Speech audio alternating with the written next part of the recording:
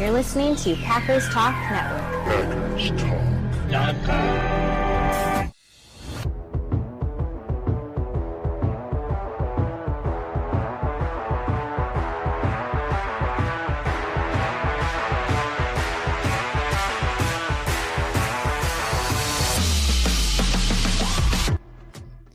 Welcome to the Packers Weekly Podcast, part of PackersTalk.com network. I'm your host, Miles Teddick, joined by your co-host, Tim Hamilton. We are diehard Packers fans that just love talking about the Pack. We're not getting into all the national sports media talking points and nonsense. We're diving into the top topics around the Pack every week, breaking down games like the one we just watched during the season and sorting through all the drama and the rumors and the draft stuff of the off season. If y'all want to support this podcast, please spike that like button for us. Give us a follow on all the socials. And most importantly, hop over to YouTube, type in Packers Talk, go to the Packers Talk channel, hit that little subscribe button for us. It's free. It's quick. A little couple clicks. It won't hurt anything. A little bell next to it. Extra points. Would love it if y'all would do that. And we greatly appreciate all of our listeners and subscribers. Thank y'all so much. Tonight, we get to react immediately. Raw emotions, overreactions, underreactions, bring them all. We're good with it. To a beautiful Saints victory, 34-0. And sorry, guys, we're going to do a little horn tooting here tonight because someone predicted not only the first shutout of the Packers season, but the NFL season.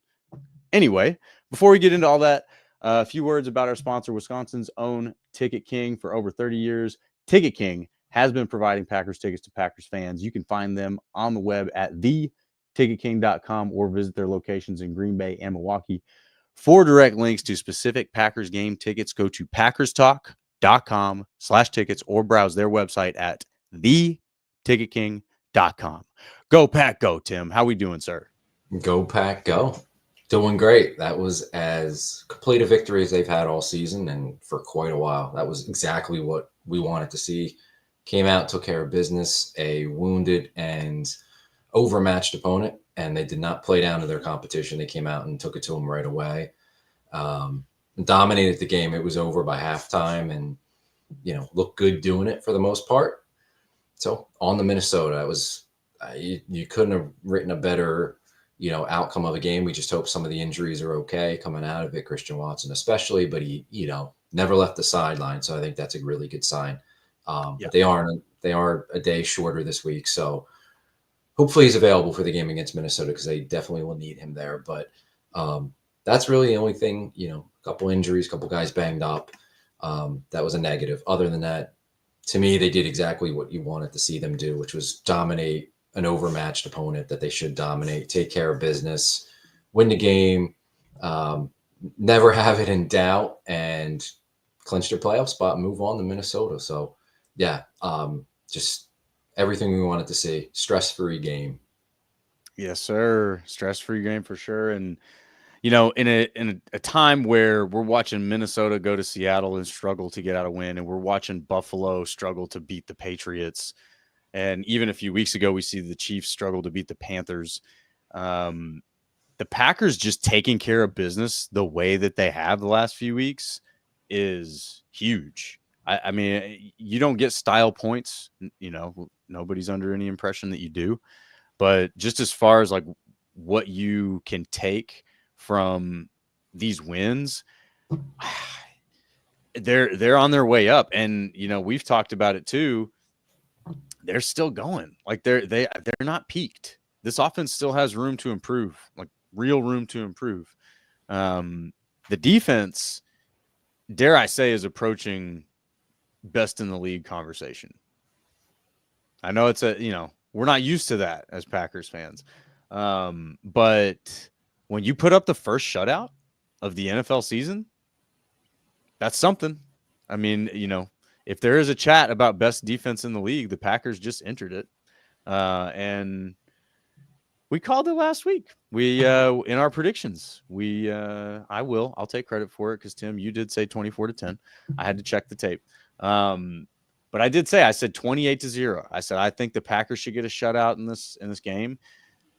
The way the Seahawks looked When Geno Smith exited that game, the Packers just stifled them, and I thought that offense was easily better than this Saints offense that was coming into Lambeau, even without Geno Smith.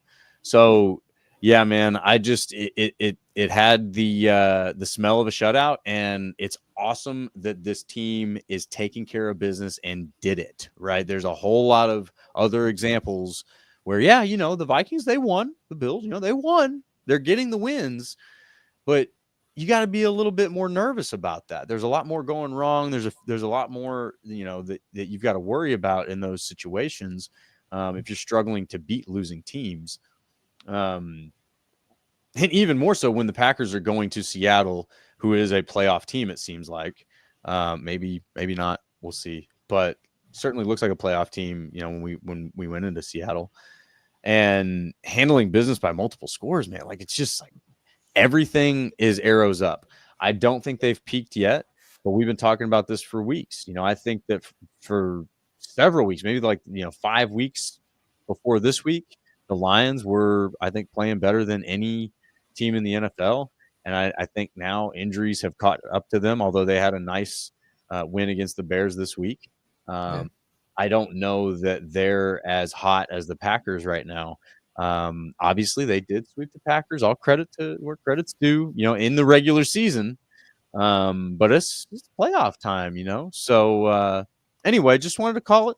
We called the shutout last week. You guys got to tune into Pack Weekly if you want some real predictions, because we didn't get just lucky. It's not like a broken clock's right twice a day or something. Anyway, what's your favorite highlights from this game, man? What are your big moments here that you enjoyed the most? I just like the variety on offense, like LaFleur with the play calling, especially the first 3 drives where they scored touchdowns.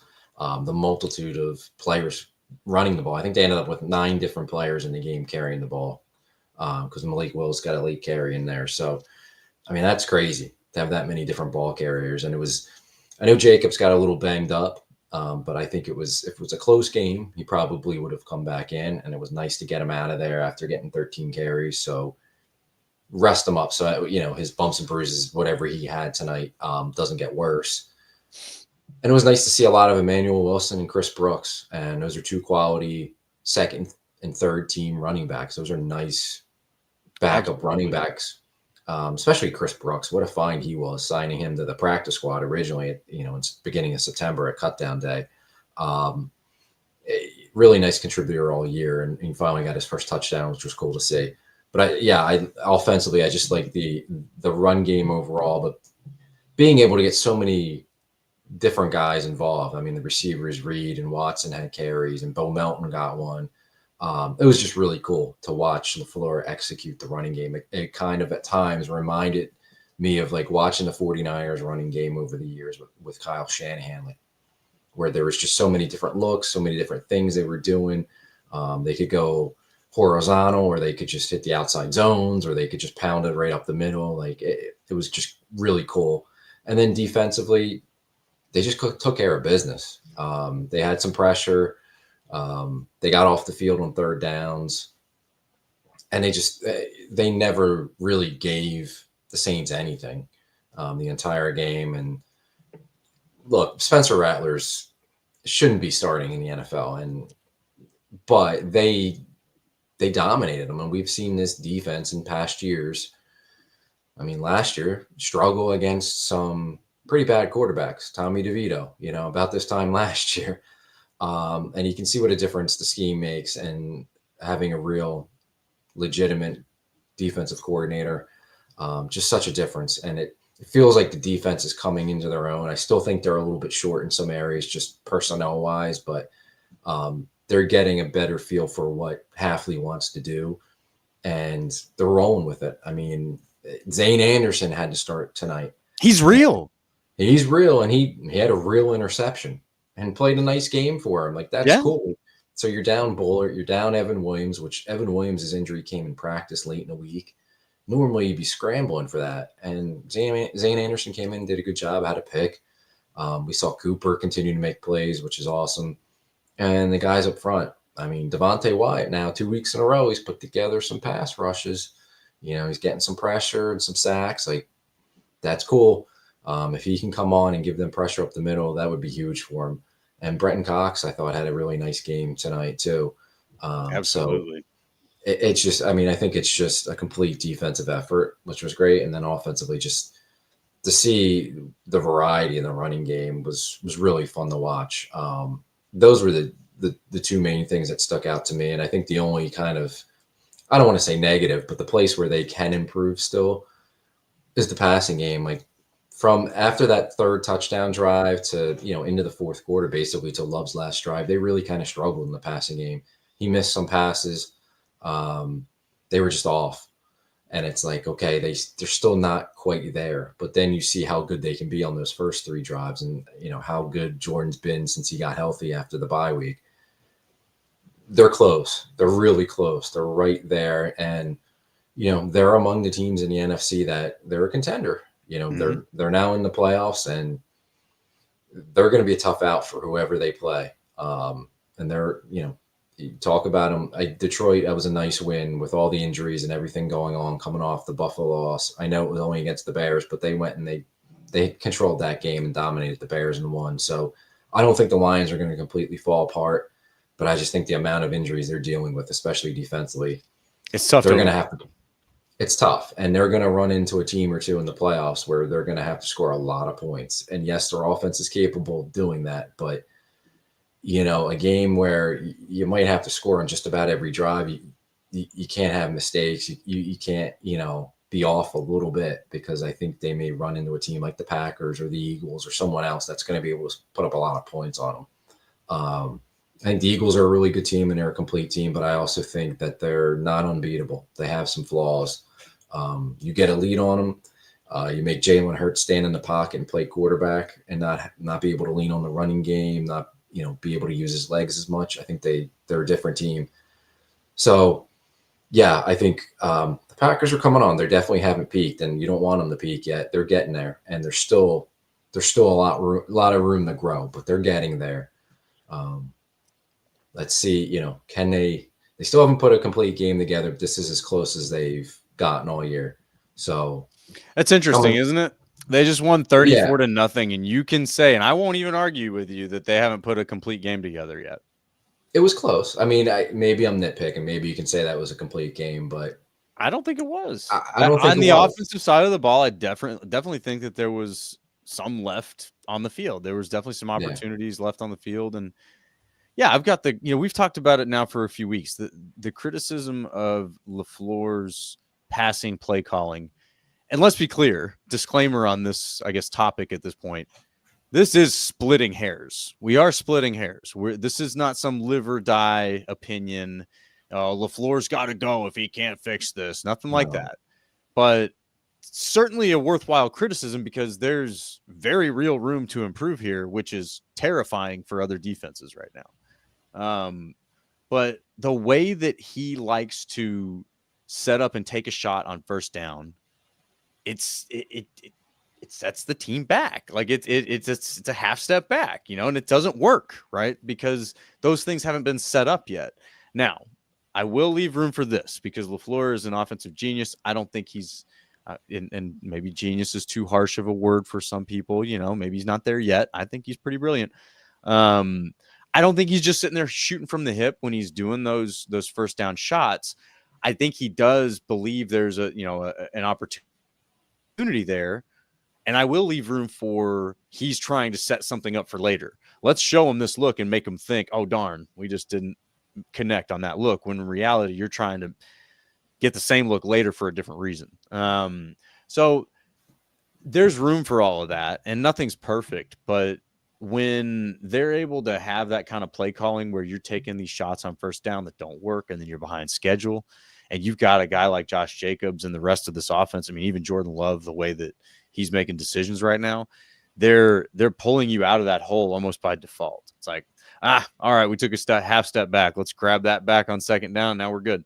The way that they're executing on second down is really impressive to me right now, but there's room to grow. If you can hit that on first down, instead of taking these shots and these long developing plays, instead come out and hit a rhythm play, hit a screen play, hit a quick slant, hit some kind of quick developing thing, and then come out and pop them with the run on that second down.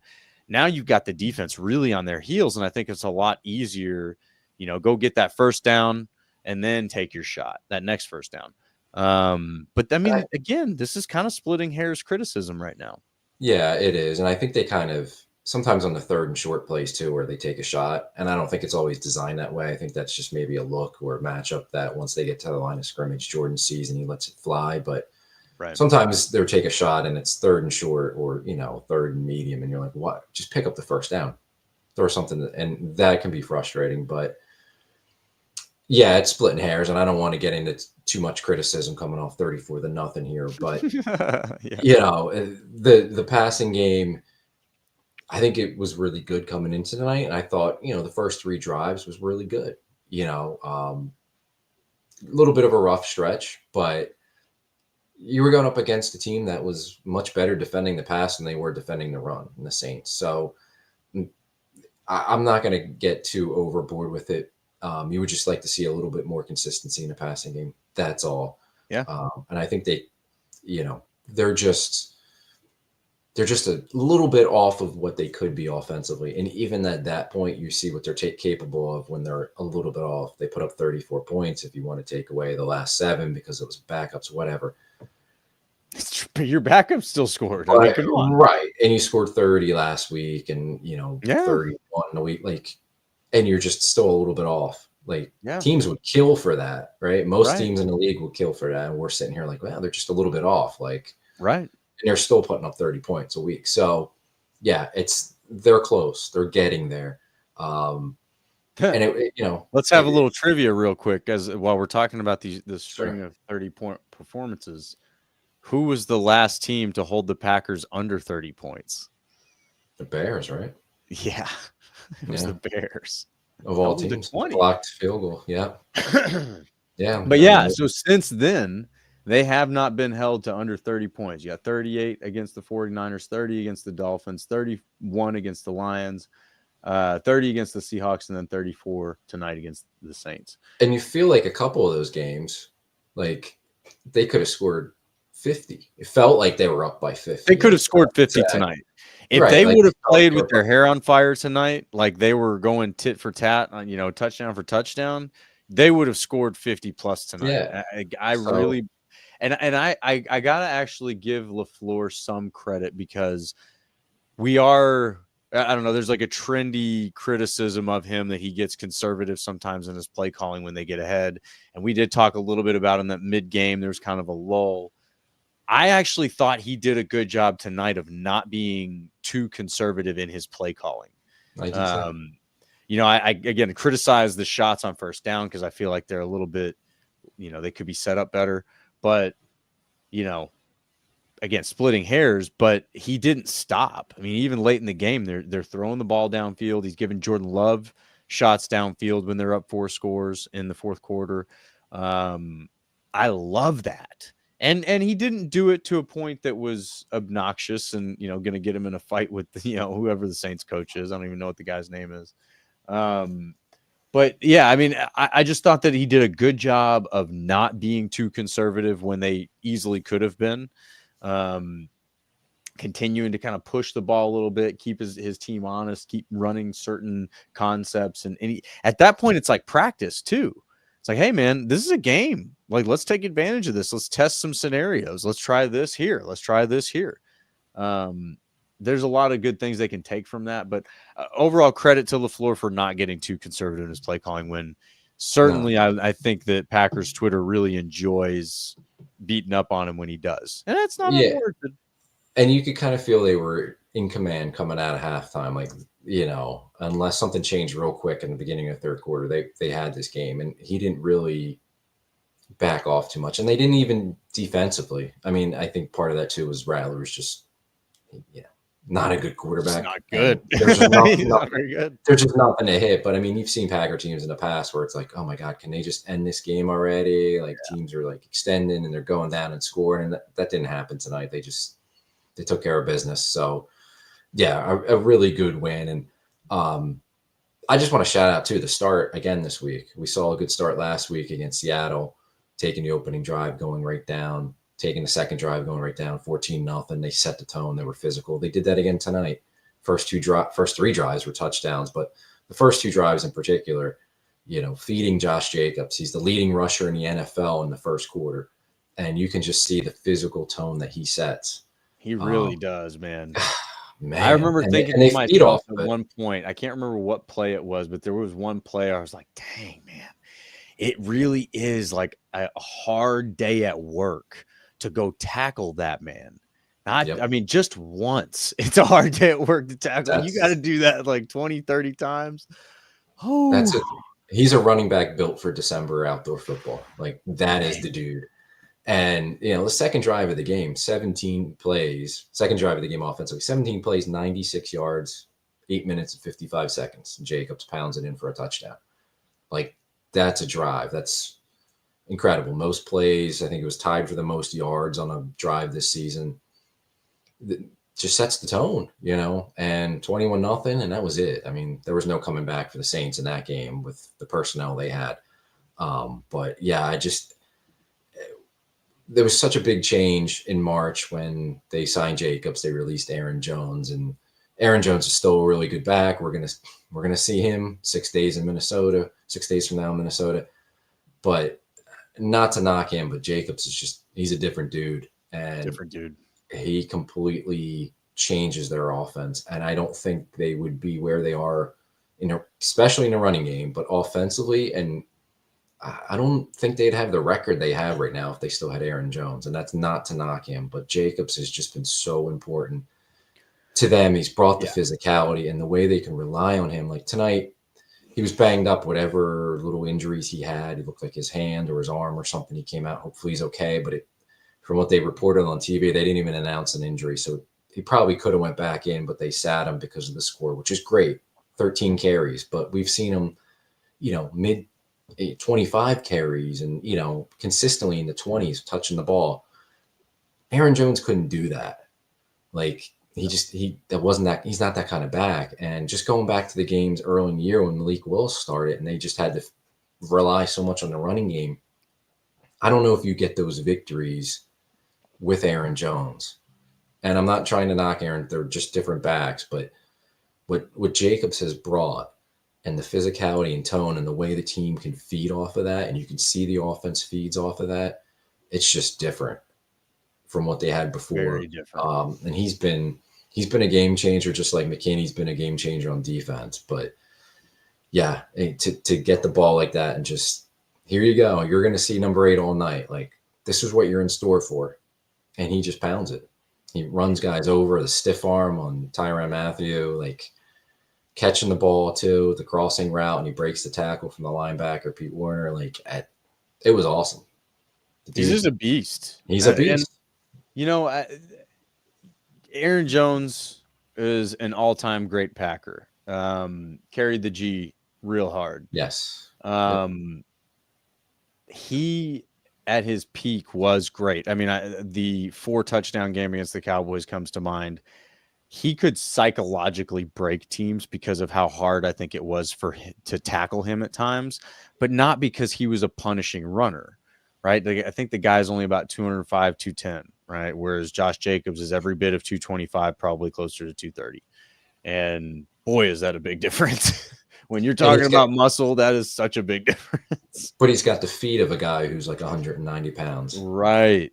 So Jacobs can move very similar to the way that Jones moved. And I think that's why he works so well as a plug and play piece into this offense, because one thing that Aaron Jones was just elite at was his vision. He was able to see holes and almost create holes.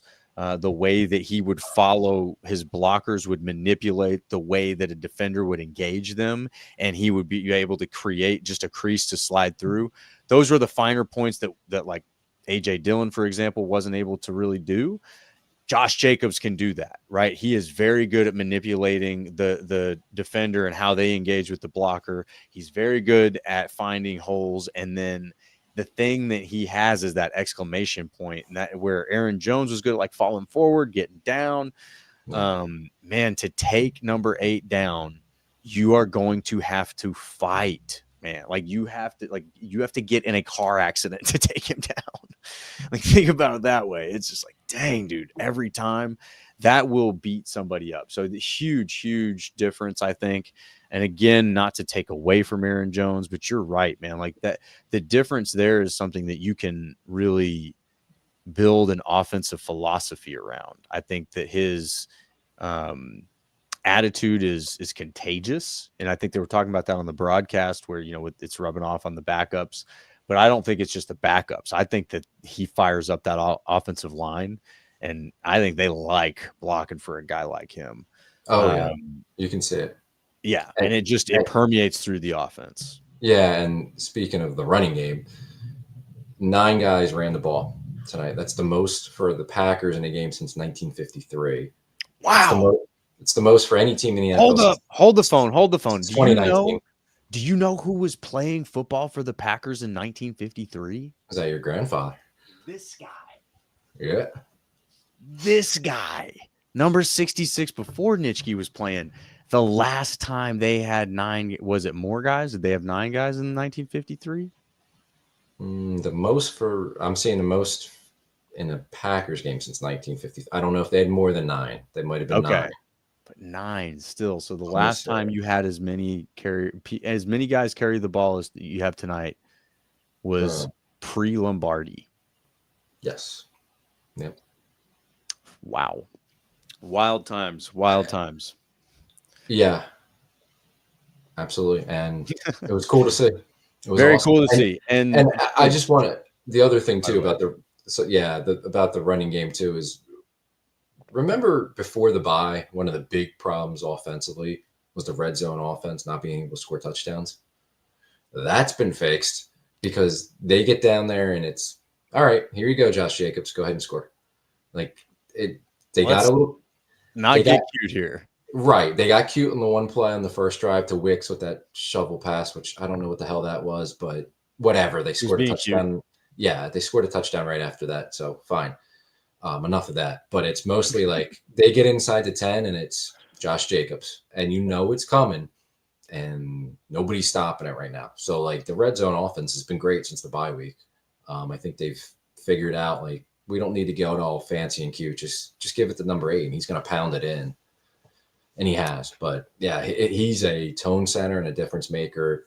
And to your point, yeah, I think they love blocking for him. I mean, you can I think Sean Ryan's playing really good for them. He's not getting much, nobody talks about him, but you can see him in the running game, and he's one of those nastier dudes that plays to the whistle, which they need. I think at times they've lacked that. He's really picked up his game, run blocking it. So yeah, just what a huge pickup Josh Jacobs has been, just completely changed the offense. We're a running team now. I think the stat was coming into the game, the run percentage, I believe, was second in the NFL this year. Like, who would have thought that for a Packers team? Like, we haven't seen that since maybe the Mike Sherman days. Elite defense, elite run offense. That wins championships. Yeah. And it makes your quarterback look like a genius too. But yeah, I mean, you're right, dude. I mean, they're a run team. They're a defensive team. Speaking of defensive, and let's just get a couple comment shout outs here. Friend here, David Stegosaurus. Awesome name. Love that. Go Pack, go. Appreciate you, David. Glad you're here with us. Our buddy Matthew Tan joining us. We did it. Yes, sir, we did. And blowout, Packers, baby. And Vikings beware. Here we go. Pack is going to run the ball. Yes, sir. That's right. That's the thing is this is their identity. We're going to run the crap out of this ball. And then guess what? We can take the top off of you if you want to stack the line.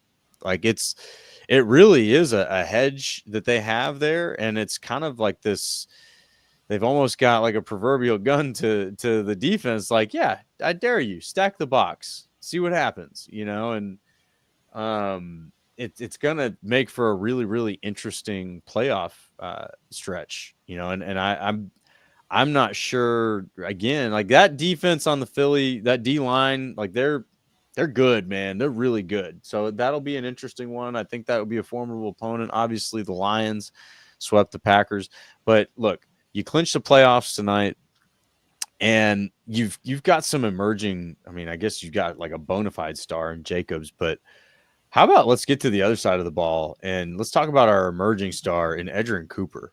This dude is, I feel like Josh Jacobs' counterpart on the defense. Like when he's out there, he is setting the tone in a similar way as Josh Jacobs does with his physicality and his intensity.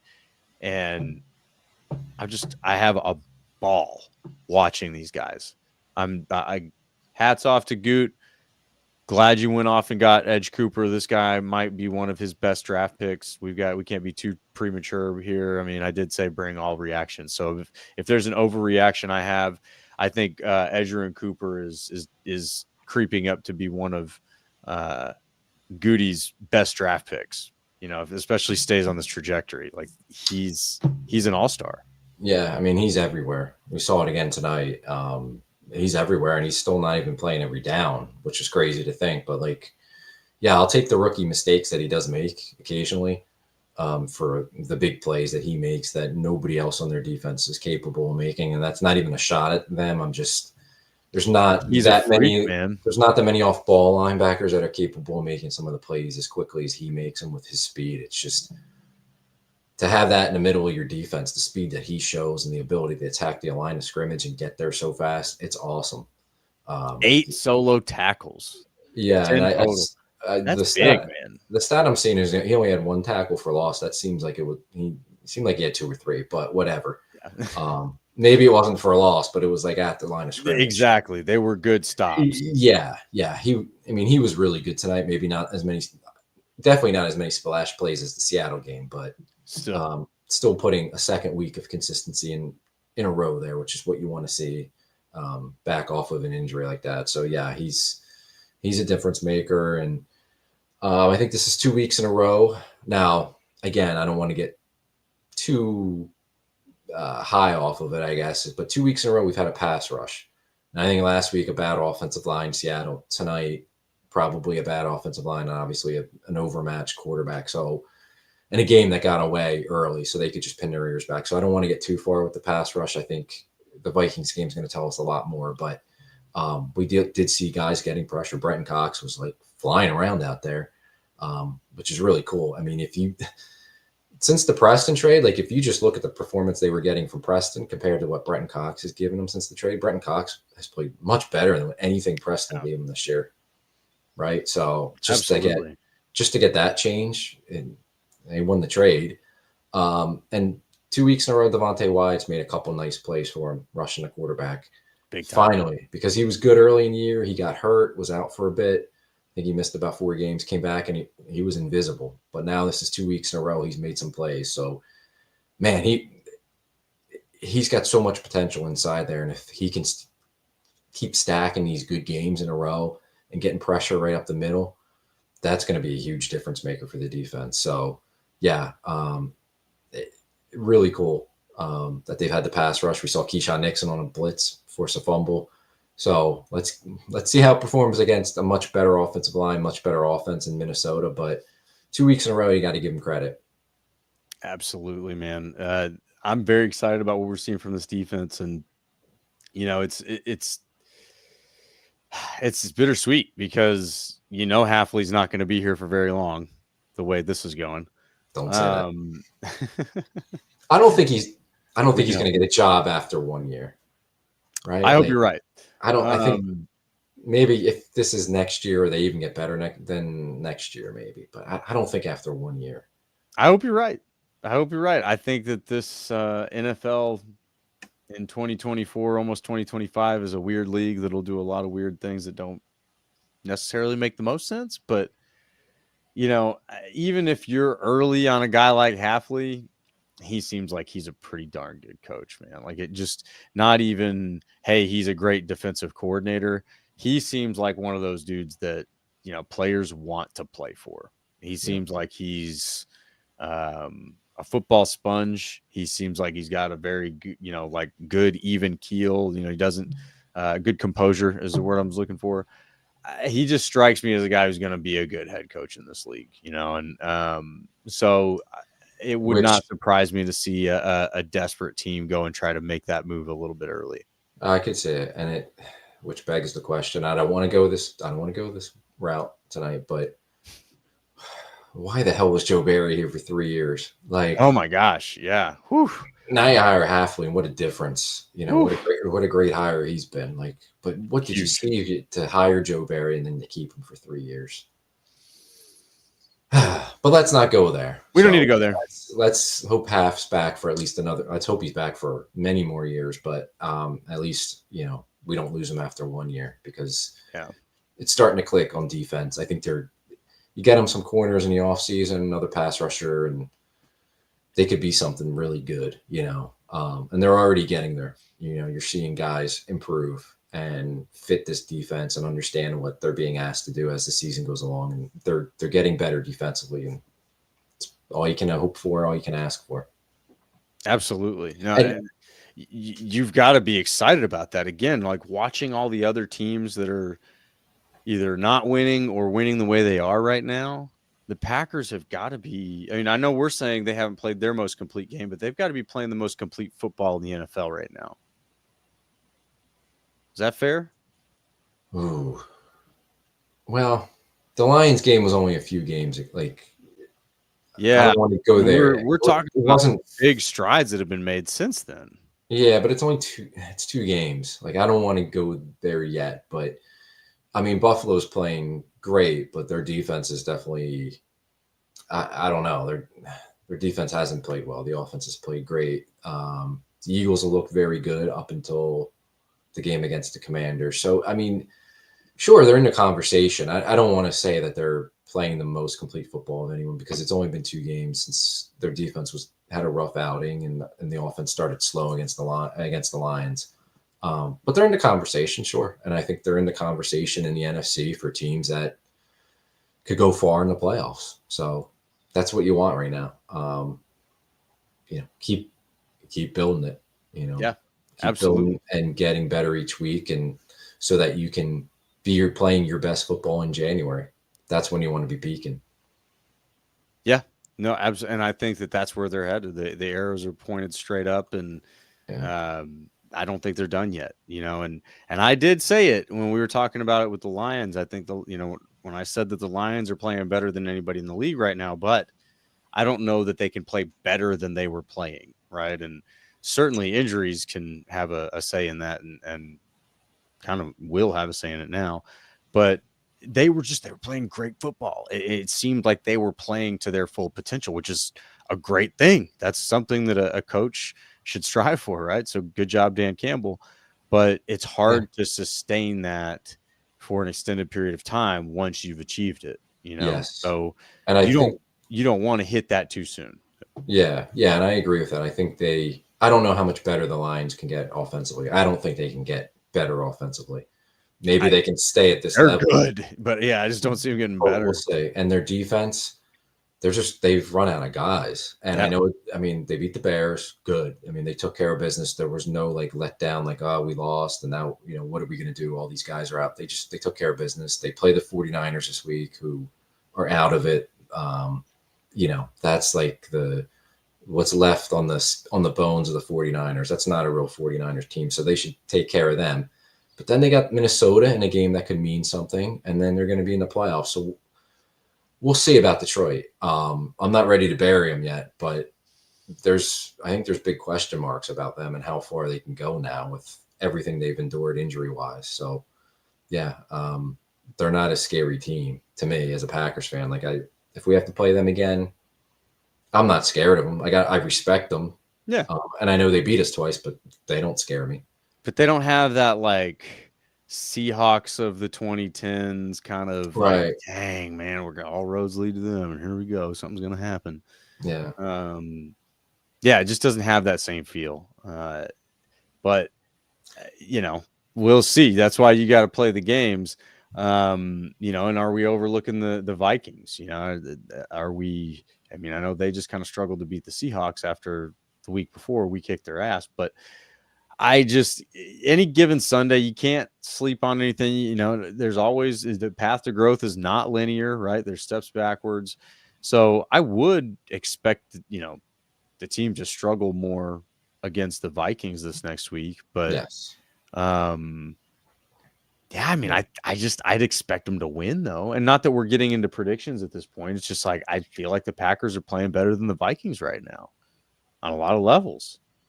Yeah, I think the Vikings, especially the middle part of the season, like they kind of, I feel like they should have lost a couple games. Like they kind of went through a little streak where they were winning, but it was like they were pulling them out. Like it wasn't impressive. Darnold went through a little stretch where it felt like he was falling back down to earth, but then they've kind of righted the ship and they're playing better. I know the Seattle game was a game that but the Seahawks are 8-7. They're a better team than the Saints, and that was a desperate Seahawks team that needed to win. So I think that was a good win for Minnesota. Oh yeah.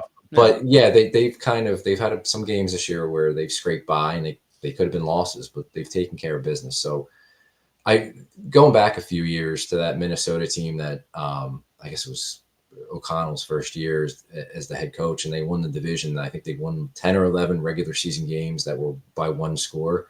And they just kind of felt like a fraud all year. And then they get to the playoffs. They play the Giants at home, Daniel Jones, and they lose. And it was like, yeah, you could see that coming all year. They really weren't that good. Right. I don't get the same feeling with this team. I think this team's a little bit better. And I think it's just because O'Connell does a great job with the offense. Flores does a really good job with the defense. I think they're more legitimate this year. Not saying they're a Super Bowl team, not saying that, they can't be beaten or anything like that, but I think they're legit. But I also think the Packers can beat them. And I thought since the Packers lost to them at Lambeau this year, I thought all along they're going to beat them the second time they get them up in Minnesota. And I still feel that way, but definitely going to be a tough game. Like it's going to be a really tough one. This is a huge step up from what they just saw with the Saints. It's going to be a good one, and that's probably why it's now been flexed to 4:25 Eastern, 3:25 Central, and game of the everybody week. gets to see it. Yeah, it's a game of the week, and it's going to be a good one. That's going to be a really strong test, and they've lost three. Packers have lost 3 division games already. They've lost to the Eagles. Basically the 3 best teams in the NFC, other than the Packers have lost to. Right. You need to win this game. Yeah. I mean, it's not do or die. It's not going to change much as far as positioning in the playoffs or anything like that, but you need to win it. Yeah. Right. Like it's time to win one of these games. And that's where I think there's some folks that are starting to ask the question about like, all right, do you protect starters? Do you start to, get a little conservative and don't show your playbook, if you don't have to kind of stuff. I don't think that's the case this week. If I'm LaFleur going into Minnesota, it's playoff football time. And I get the same kind of vibe that I got going into the week of the 49ers. And not that the Vikings have been the same bully to LaFleur that the 49ers have during his time with the Packers, but it just feels like I don't know. I get a sense that the attitude this week will be that of like, hey, we're going to let you know. We're coming to punch you in the mouth. We belong here. There is no foot off the gas. All gas, no brakes, hot piss, all that stuff. I feel like LaFleur's got statement on his mind against the Vikings this week in Minnesota, and it's just a total gut thing. But that to me feels like the right place to go this week. And I get the logical, practical argument about protect your starters. There's nothing to be gained here, kind of stuff like that. But that's not how the game is played between the lines, right? Like it's an emotional game. Players aren't able to go out there and have that kind of complacent attitude. It just doesn't work. So when you take the field, you're either on or you're off, and when you're off, it's ugly, right? We've seen that happen, I think, a few times with the Packers, those week 1 performances early on with LaFleur. You don't want to see that. I don't think you even want to entertain that if you're LaFleur. And you even kind of push the gas down harder going into the following week against the Bears to say, look, guys, this is like, I see the rest of you kind of figuring out what's going on. Like, we are running our own race at this point, and we're fucking going. Sorry, excuse the language there. Like, we are going. Like, we're just taking off at this point. We're not waiting for anybody else. We're not looking around to see who's doing what. We're not intimidated by anybody. There's just like zero. I don't know. It just feels like there's zero implication on them from other teams right now, and this is, am I kind of getting too abstract with this? Because it feels to me like, I guess the most succinct way to say it is the Packers are running their own race right now. Don't worry about anybody else. Take care of your own business. Yeah. And they're truly doing it. Right. Take care of yourself. And that's kind of how, like, I felt coming out of the Lions game, where it's like, okay, the division, any hope of like winning the division's lost now. Yeah, they're going to make the playoffs, but and I saw a lot of people online talking about, oh, they're kind of just playing for playoff seeding now, and these games are going to be meaningless. And I'm like, meaningless? Like, you're crazy. Like, at that point, they had 4 more games left. No, there's a ton of meaning, and now they're officially in the playoffs, and there's 2 games left. Like, you need to improve yourself. Improve your team going into the playoffs, so you're playing your best football going in, and get better each week. And it's almost like every opponent's almost faceless right now, and you're not worried about what anybody else is doing, whether you're the 5 seed, the 6 seed, the 7 seed. Who cares? That's not even the point. It's play your best, clean up your own issues, right? Get to that level that we talk about, that they're really close to, that they're just not quite there yet. Like, let's keep striving for that. And anybody that comes in their way, kick their ass. Like, they're just another opponent that we need to go through. Like, we want to take care of ourselves. Who cares what anybody else is doing? And it's a divisional team that is going to the playoffs, and a good divisional team that's going to the playoffs, playing up in their building. Like, no, there's no foot off the gas. There's no worrying about playoffs or seeding, or, should we rest certain guys that might be banged up? Like, no, like, this is get ready. It's playoff football, but it's get ready for playoff football. It's fine tune yourself for playoff football. And yeah, I think it's a game that, isn't a must win, doesn't greatly affect them in any way, win or lose, really. I mean, maybe, changes their seeding a little bit, but I think it's more so like they need to win this so that they can prove that they can go on the road and beat a good team in the playoffs, because you're going to have to do that in the playoffs. Like, it's time to take care of business and not have any kind of like doubt, or not have that narrative out there like, oh, the best teams the Packers played, they lost to, and you can't get swept by the Vikings. You already got swept by the Lions. Like, you can't be 0-4 against those 2 teams. No, yeah, absolutely not. And yeah, I agree. I think that you have to go full steam ahead into this game, and the only way to prepare for playoff football is to play playoff football. Like, set that tone this week. Hey, this is a playoff team. This is a playoff team on the road. Welcome to the playoffs, guys. Let's get into gear, and let's go play a playoff game.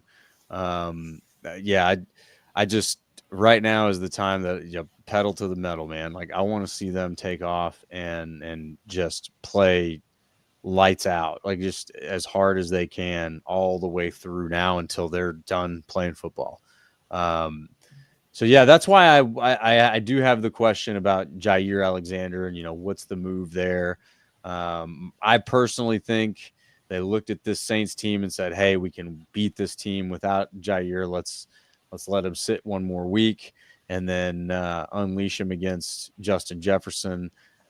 And that, for me, and you had a good counterpoint to this, Tim, which I'll let you throw out there here in just a second. But for me, the thought behind that is kind of similar to that, is what we were just talking about, where it's like, hey, Jair's one of our dogs, and this little battle between him and Justin Jefferson is legitimate. And like, you need to feed that. Like, don't hide from that.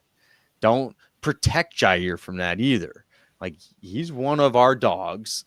You got to put him out there against the top rival right now, as far as like receivers go, and let him fight, man. Like, I think that's it's all along the same lines as like Josh Jacobs, like the energy that the defense can gain from having Jair Alexander out there going toe to toe with Justin Jefferson. All of those other dudes around him are going to up their game because they understand, like, oh dang, like this is battle here, and it's like these guys get after it. Like I think you have to fuel that fire.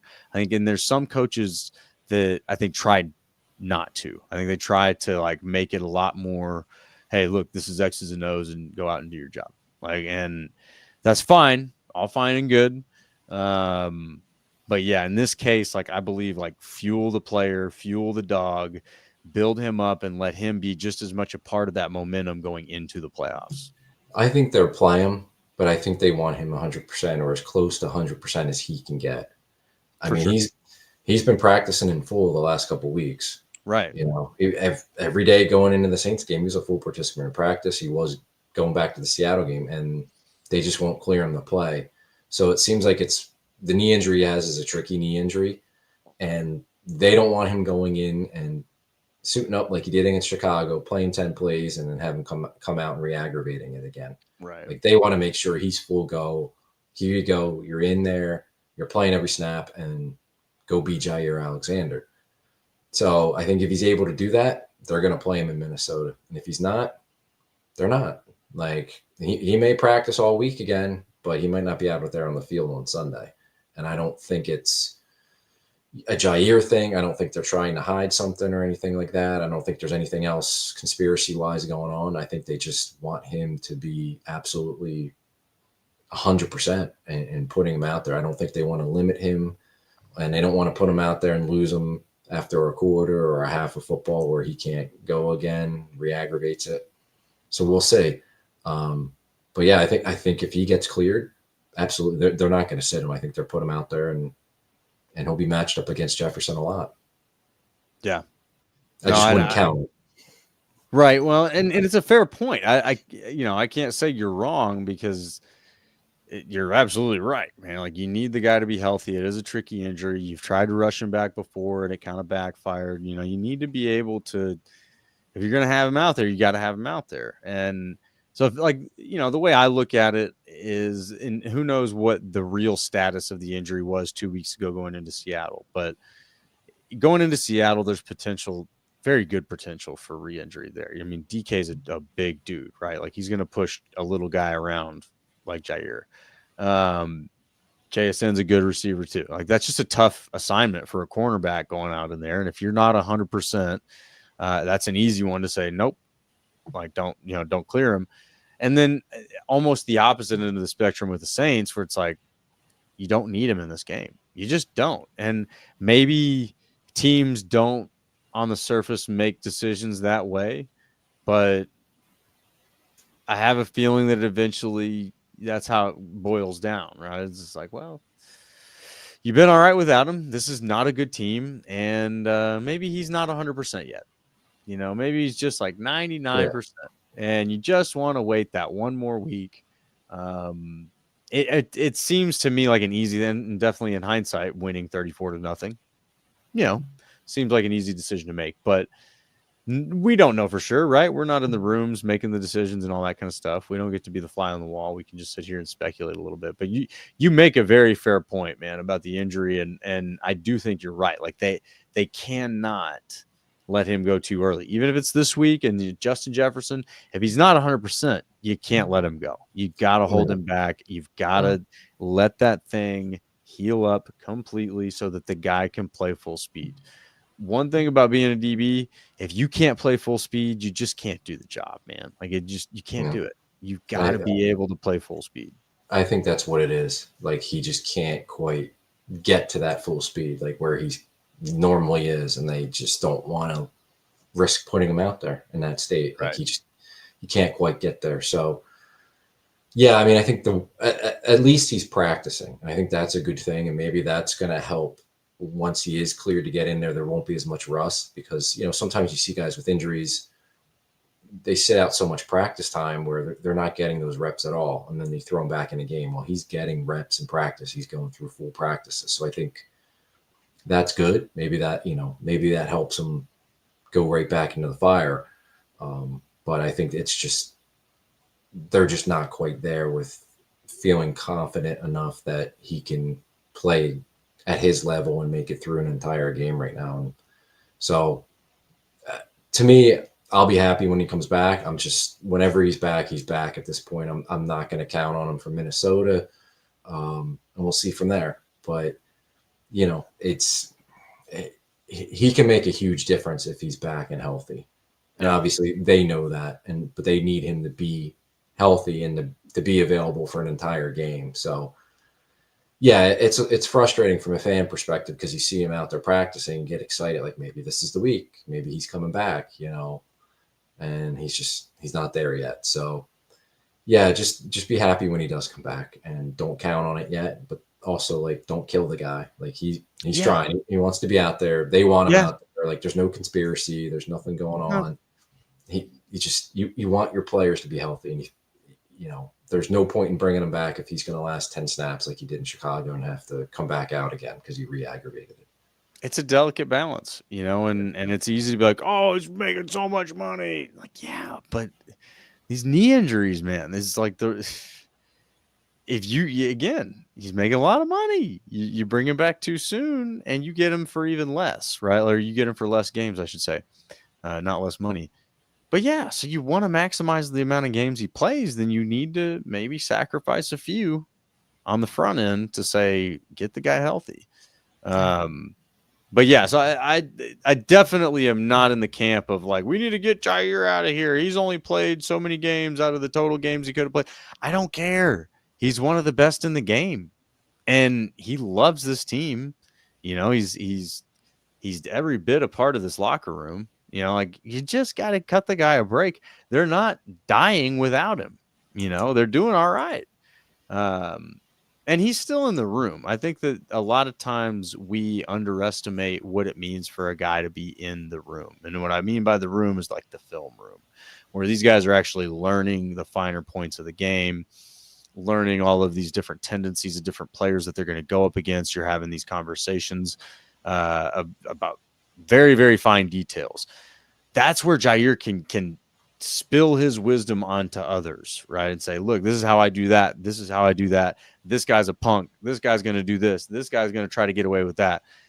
All those conversations happen every week, and he's gone up against a lot of dudes, so he can hand out that knowledge to you know, Valentine and these other guys. Oh, you know, this guy, man, if you hit this button, just like gets in his head, he's done. Like stuff like that. Like that's what goes on in the room. Like, you know, Jair knows some of these things, right? The attitude he plays with. He's a trash talker. He's a dude who gets out there. He plays the psychological games just as much as anybody else. That's a big deal for him just being in the room. So this whole like, let's get rid of him because he's injured is just, sometimes that's the move. In this case, let's just like pump the brakes on that. Cause like when he comes back, he's going to be a game changer. Let's hope so. He should be. We'll get to one of our friends here in the comments. Our showers with Christmas nearly here. I keep thinking about blessings. We are blessed to be Packers fans. Youngest team, 2 years running, and we have to be reckoned with. Yes, here are showers. Merry Christmas, and it is a huge blessing to be a Packers fan. And if you don't think so, you should spend time in a different market like Dallas or Chicago, and you'll understand how miserable their fans are. A lot of places. How good we have it.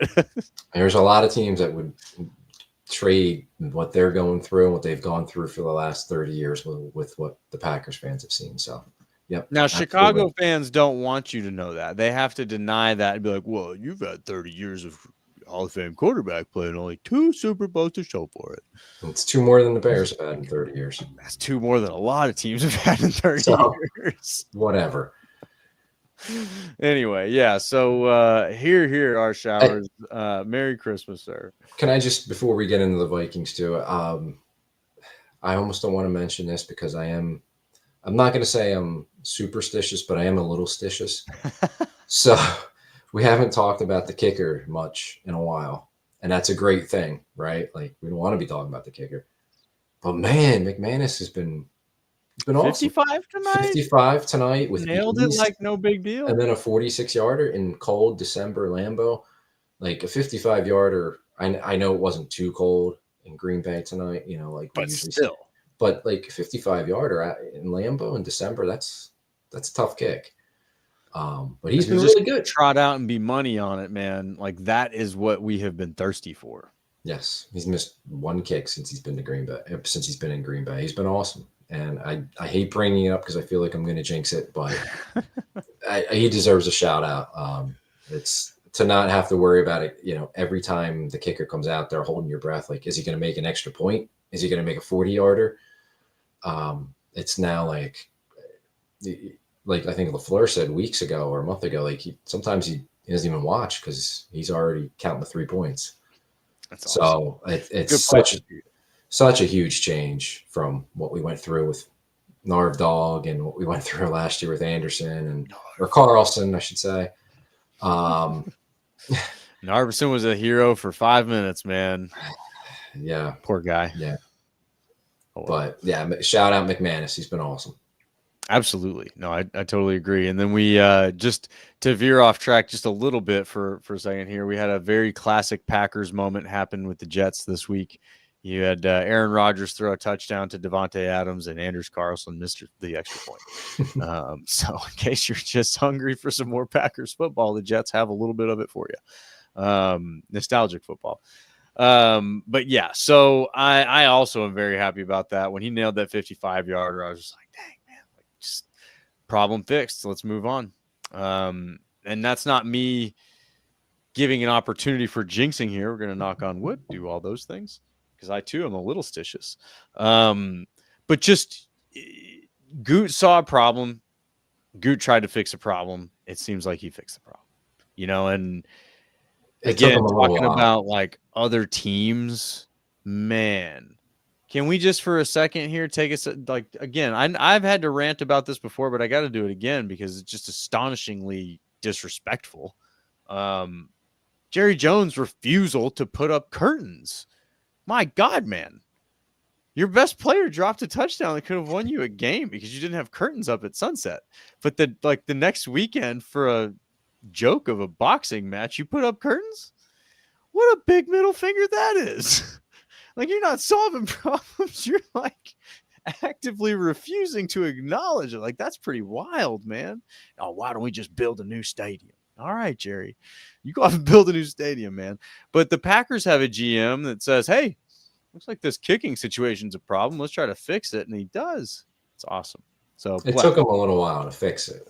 But he tried. Went through a lot of kickers. Can't accuse him for not trying, Right. He didn't stick with his draft pick, Carlson. So, yeah, it took him a bit. But, yeah, he finally found one. So, yeah. And Carlson won a couple of kicking battles. It's not like it didn't, it just let the guy sit out there and not compete. He won a few battles. And, yeah, I mean, you're not going to get the solution on the first try every time. But finding McManus and making sure that problem got solved, I think is huge. So, again, hats off and shout out to the amazing Packers GM, Brian Gutekunst. Brilliant, genius, whatever we want to call him, whatever the opposite is of what Pat McAfee called him. Which, we see how that nice. It was nice to see him Monday Night Football. Joe Buck, Troy Aikman gave him some shout outs, which was really cool to see because he's a guy that doesn't get talked about in national media. But it was cool to see him highlight it and shown on TV. It was well deserved. He is one of the better GMs in the league. I don't know if I can stand on ground to say he's the best, but he is absolutely one of the better ones in the league. And absolutely, again, Packers fans, like, just pinch yourselves here because we got it good. Nobody's got it perfect, but we got it pretty dang good. So, all right, man. So going into Minnesota, I know and actually, hang on, ours got a good comment here. We were talking before about the Lions team. You said we went 15-1 once. That was the 2011 season. I'm sorry, y'all. I was at the one. I was at the Kansas City game that season. I did it. I'm the reason. I cheated on Lambeau Field. I'm the reason that they couldn't go 16-0. I just needed to confess. But anyway, and I, for one, never believed in that team. Lions remind me of that. I'm kind of with you on that, R. And it's not to say that the Lions aren't good. It's to say that I think they're peaking at the wrong time. which that Packers 15-1 team was, boy, they were good. Their They offense was were really good. It's the best offense I've seen. Well, best Rodgers offense I saw. I mean, it was just a machine. Their defense was, if they weren't getting takeaways, their defense was bad. Well, and that was the season that we endured the loss of Nick Collins, which is incredibly unfortunate and a very difficult, thing to have happen. But yeah, I mean, it definitely feels like that too with the Lions, where it's like, man, that team is really good at its peak, but it's like injuries after injuries and things turning out to what they're going to be. It's like, can they really make a run in the playoffs? So yeah, definitely a good comment there. I wanted to call that out. But now moving on to Minnesota, and we've talked a little bit about the energy going into this game. What does it take, man? What do you got to do to beat this defense? What do you got to do to slow down Justin Jefferson and to make Sam Darnold not look like a Pro Bowler, but look like the Sam Darnold that got cut from 4 teams or 3 teams, 4 teams, whatever. Yeah, I mean, the first game, it was so much the Packers making just tons of mistakes, drop passes, penalties, turnovers. Like, they just shot themselves in the foot. Credit to the Vikings. They took advantage and were up 28-0 before the Packers came back and made it a game. But then they made more mistakes to get, cost them any chance of pulling off a crazy comeback. Right. So I think they've come a long way from that game, but you got to play a lot better and a more complete game. And I think against a good team like this, we saw the Detroit game a few weeks ago. The offense came out flat. And they kind of never, I know they got the lead, but them coming out flat on offense kind of made it a different game, like they were chasing it. And then when they got the lead in the third quarter, the defense gave it right back, right? And then they would go up, they'd score, defense would give it up another touchdown. Like, they just couldn't play that complementary football, and they couldn't make enough plays in the key moments, especially defensively with some of the 4th down stops or just being able to get off the ball, just being able to get off the field in the fourth quarter. You have to play more of a complete game against good teams. The Vikings are a good team. You can't beat yourself. You can't give them anything. So I think I think the biggest issue for the Packers is the Packers in this game.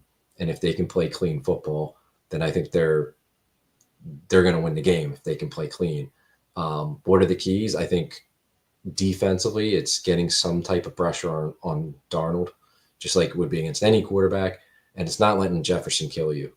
So, again, I'm not going to count Jair in playing this game, so it's going to be mixing your coverages, mixing who's going to play him, but wherever he is, you have to have 2 guys following him with their eyes on. Like, you cannot leave him singled up. You can't leave him running free through the zones because he's going to find his own. So he's going to kill you.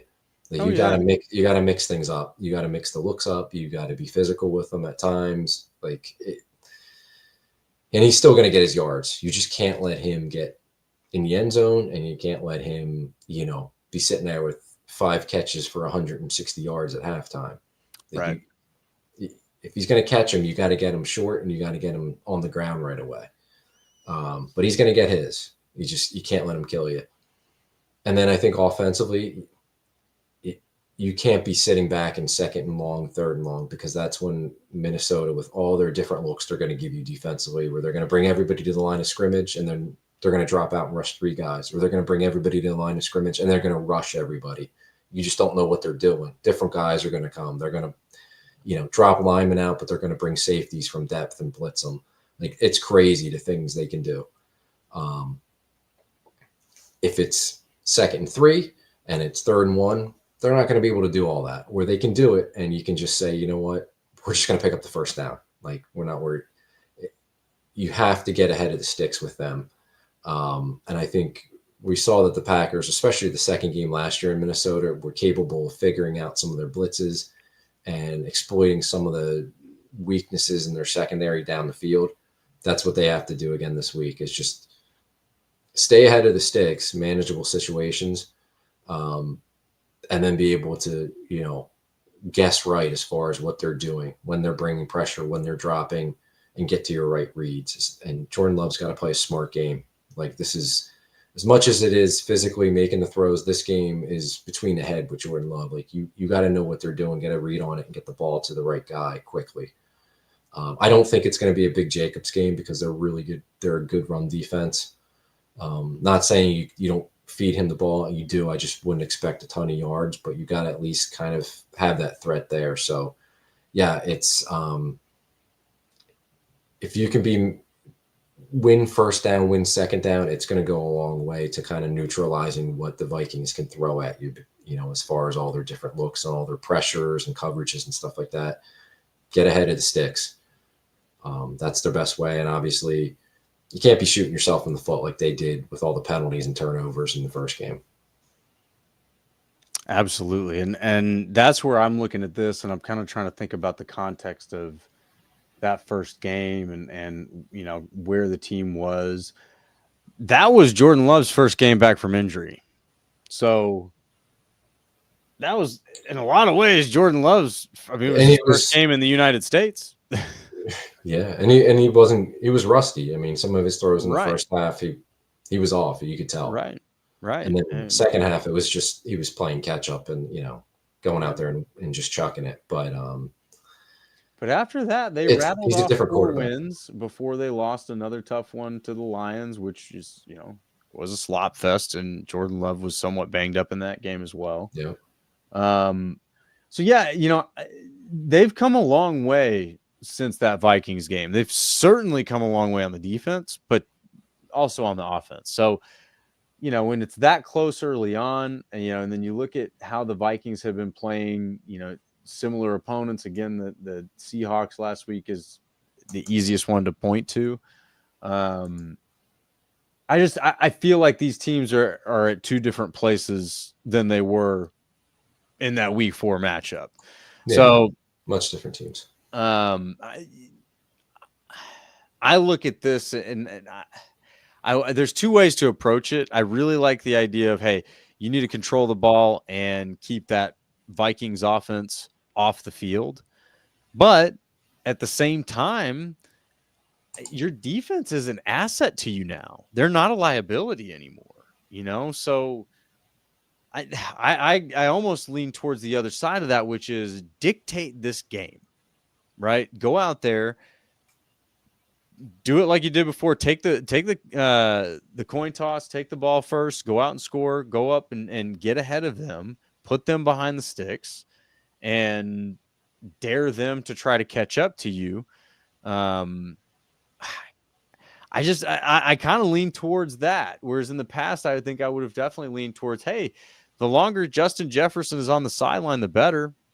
But I just think that there's a lot that the Packers defense can do now on the field that it's like, yeah, I want them on the field. Get them out there and, let them punch the Vikings in the mouth a little bit. And so this is a good team, man. Like the Vikings team is a good team, no doubt about it. Just looking at, I'm looking at their lineup on PFF right now. There's a few weaknesses. It looks like at linebacker, they got this Grugier Hill or whoever that is. Grugier? Is it Grugier? It looks like he's probably a backup. He's not ranked very highly. He's got a 36.4 ranking on PFF, which, again, PFF is not the end-all be-all, but if you've got a 36.4 ranking, you might not be very good. So it does look like there's some vulnerabilities maybe at the linebacker position and the interior defensive line, but this is a good team, man. Like that's where I kind of go back to, you need to go and default to running your own race. You need to go back and dictate the terms of this game you need Josh Jacobs. I know you say this doesn't strike you as a heavy Josh Jacobs game. I think Josh Jacobs still has just as much of a responsibility in this game, even if he gets less of a role, to set the physicality tone with the role that he has. Yeah. And so if he comes out and you can get him a few carries on the first drive where he's popping people and making it tough to bring him down, I think that puts a defense psychologically on their heels. And I think that's one of the things that you have to do to neutralize the the many looks that you will get from Brian Flores and a lot of the deception and misdirection that you'll get from him is you got to punch these guys in the mouth. You got to make them think twice about what they're doing. And I think that's what I would look for. That's what I hope to see here is that physicality is your game plan. And then as soon as they decide that they want to match your physicality with physicality, you hit them over the top with either a Watson or a Musgrave or insert the deep threat, right? Dobbs and Reed can do it too. I say Musgrave. Sorry, I wanted to make sure I get this in there. I say Musgrave because I saw him get a few snaps tonight. He doesn't have a huge role yet, but let's not forget speed that guy has and the Christian Watson effect that he also is capable of. And we saw it a few times tonight where Christian Watson took 2 and 3 guys with him on the backside of that defense, opening up other guys like Tucker Kraft.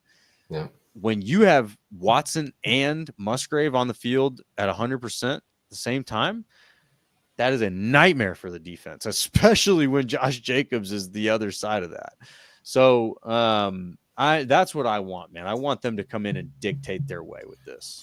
A good start would be huge because you go back to the Lions game and their start was poor offensively. It seemed like they wanted to come out and throw the ball deep or drop back a lot. And it was a game where they needed to start physical and give the ball to Jacobs a lot. And they didn't get to that until like their 3rd or 4th drive. And then they started feeding them and it led to a touchdown. Come out and do that now. Like start fast, get a lead, set the tone. Because they didn't do that the first time with Minnesota. Obviously, they were getting shut out at halftime, and they made so many mistakes. But he only had 9 carries the first game because they got so far behind.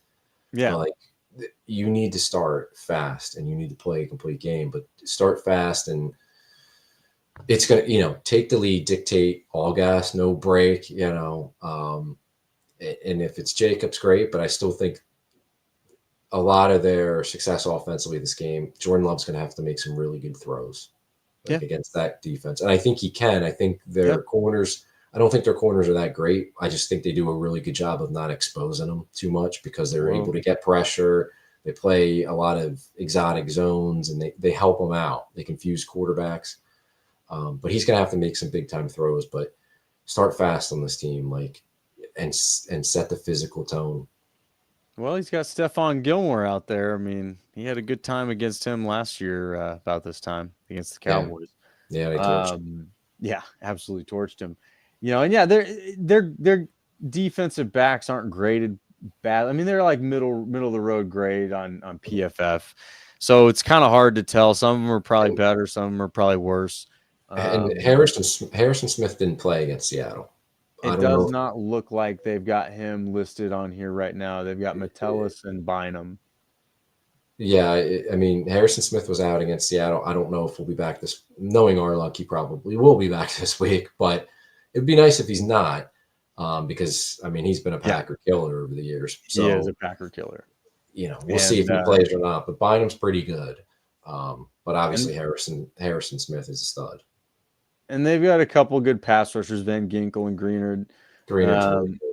Harrison Phillips against the run is really good at defensive tackle. So they got some players, but I think they also at times get helped out by the scheme just being really good.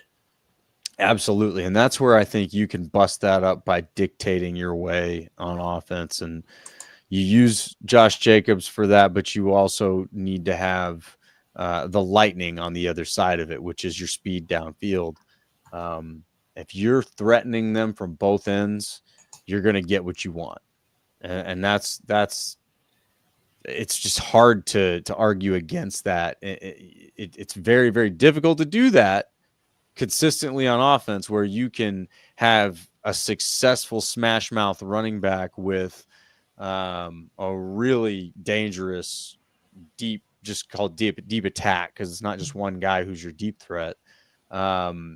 If you can consistently threaten the defense that way, that is very, very, very, very difficult for any defensive coordinator to beat in the chess match. Yep. And that's where I think the Packers earlier in the season, week 4, obviously, Jordan Love's coming off the injury, but you're still early in the season. You're still finding yourself. You're still finding your identity. You're shuffling the O-line a little bit. There's a lot of things that these guys have figured out now that I think they have the ability to dictate that they did not have before. And I think you could say the same thing on the defense too, especially with Cooper out there playing the way that he is. If you get Jair Alexander out there, you got McKinney back there. I mean, this defense is playing really well. You mentioned Wyatt. Kenny Clark is playing well. This defense is something to be reckoned with. And Rashawn Gary, I know there's a little bit of criticism going his way, but he's playing hot lately. So I'm just, I look at this both ways. Like, yeah, the Packers have a tough assignment this week, but so do the Vikings. The Vikings have a tough assignment this week. And they've got good players, but the chess match is going to be a tough one for them to win, in my opinion. I think the Packers have the advantage from play calling perspective on both sides of the ball right now. Of course, you got to play the game to find out. But yeah, so that's where I'm at with it. All right, man, let's get into predictions. Chat, you guys light them up. See what we got. You guys throw your scores out there. Give us predictions for this game next week against the Vikings in Minnesota. Tim, what do you got, man? It's going to be a tough one. But like I said earlier, I've been feeling since the first time they played Minnesota, they lost at Lambeau. I thought they would get them the second time. So I'm going to stick with that. The Vikings are playing good, and they are a legitimately good team. So it wouldn't surprise me if this game doesn't go our way. But I'm going to pick the Packers, 30-27, a little bit of a shootout. I think it's going to be tough for them to contain Justin Jefferson the whole way. And Darnold is playing well and can make some really pretty throws, really tough throws in traffic. I think he'll have some success at times, but I think the Packers pull it out because I think their passing game is gonna get hot this week and make some big plays. So Packers by a field goal. Why not? We were just talking McManus. McManus comes through and they win by 3. There we go. That's the opposite of the jinx. He comes through and confirms your shout out. I like that, man. I don't think they'll score as many points. I do think it'll be a close game, but it feels to me like I won't even say frustration, just like the criticism that we have about the play calling and the way that it probably took about 2 scores off the board tonight against the Saints. You're going to take a few more off against the Vikings. It's a much better defense.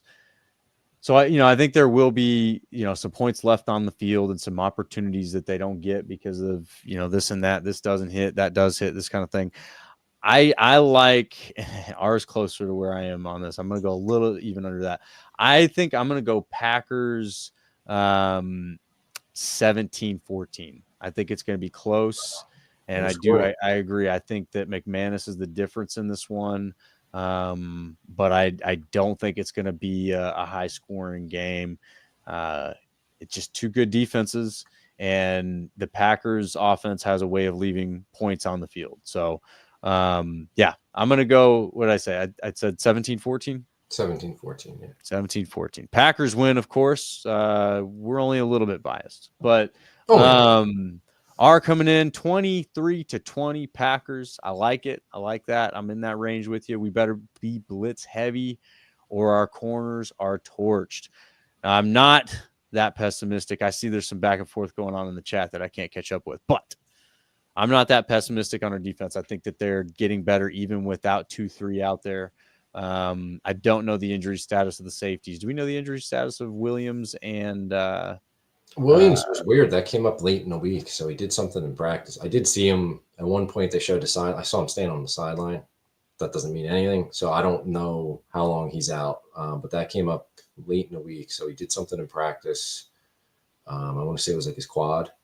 So maybe he pulled his quad. So who knows? Bullard got hurt. Was it the Seattle game or was it Detroit? I think it was a Seattle game. Yeah, I think it was Seattle. Yeah, he hurt his ankle. They called it week to week. Or no, Quay was Seattle. I think he was the one. Okay, so then Quay's week to week, Bullard's week to week. And Bullard hasn't practiced, so I would think he's not going to be available for Minnesota. But who knows? Maybe he'll practice all this week and play. But I would think he's probably out. I don't know about Williams. I don't know about Quay. But they had called more on Wednesday. Yeah, they had called Quay and Williams Quay and Bullard week to week. So we'll see. Hopefully we can get one of them back. Even though Zane Anderson played well against the Saints, don't want him going up against the Vikings, but that might be how they have to do it again. Yeah, no, and our friend Daryl here is also a little stitious, so we totally agree, man. We know you're coming from on this. He says, I'm not going to predict their scores. I'd rather wait for the game. When you predict the scores, that's like jinxing the Packers. But Daryl, I gotta provide a counter perspective here, man. Last week, I did predict the shutout, and it was not only the first shutout for the Packers this season, but the first shutout in the NFL this season. So, I mean, just throwing it out there, man. We didn't jinx it. But I totally respect your little stitiousness. That's a tough word to get out there. But yeah, all right. So no prediction there from our buddy Daryl, but that's cool. Then, yeah, I mean, it's going to be a tough game to win, but I do believe they'll win it, and onward and upward. And then I would just like, oh man, we'll just save the Bears talk for next week. It's going to be fun. But yeah, so a little teaser here, though. You know, late in the show, we've gone one of the longer shows we've had here, doing a little post-game reaction to the Saints game. We are going to have some fun content for draft season, so you guys hang around. Nothing's official yet, but there's some stuff a brewing. So hang out for that. We did do some detailed draft analysis last year. This year, we're going to do that again, and we're going to get a little bit more hands-on with it, I think. So stay tuned for that. It's going to be kind of exciting. But other than that, any final thoughts, Tim, on this final stretch here, the Vikings game, just where the Packers are at? Just beat the Vikings. I prove that you can beat one of these good teams. We can't get swept by, I can't be swept by the Vikings and the Lions. That's 4 division losses. Can't do that. And I hate that stupid horn that they play in Minnesota, and they're pumped in crowd noise. I can't stand that stadium. I can't stand that team. Just beat the Vikings. Gotta beat the Vikings. Just beat them. Gotta do it. Just gotta do it. And God, what great timing here. One of our other friends of the show, Chris in Demolition. Love that, man. Love that. Great timing. Good to see you, Chris. Glad you made it, man. And Merry Christmas to you, Daryl. Thank you. And to the rest of y'all, and happy holidays for any of the other holidays y'all are celebrating out there. There's a lot of them this time of year.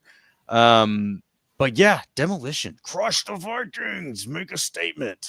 There's no thoughts about pumping the brakes, taking care of starters. None of that. Statement win. Playoff atmosphere. Go get it. All right. If you guys enjoyed this episode, please spike that like button for us. Hit that like button. Just get that out of here. Spike that like button. Sack that like button. We got to use more football terms on these like buttons. Most importantly, head on over to YouTube, the Packers Talk YouTube channel specifically, and subscribe. That helps us out tremendously. We are very appreciative of all of our subscribers and listeners, and we love watching the Packers win. We love watching the Packers get a shutout. Go Pack Go, 34-2-0 over the Saints at Lambeau tonight on a cold one in December. Doesn't get much better than that, y'all. So on that note, I will say go Pack Go, Merry Christmas, Happy Holidays, and not Happy New Year yet, because we'll see you before the New Year's. So catch us next week. Go Pack Go.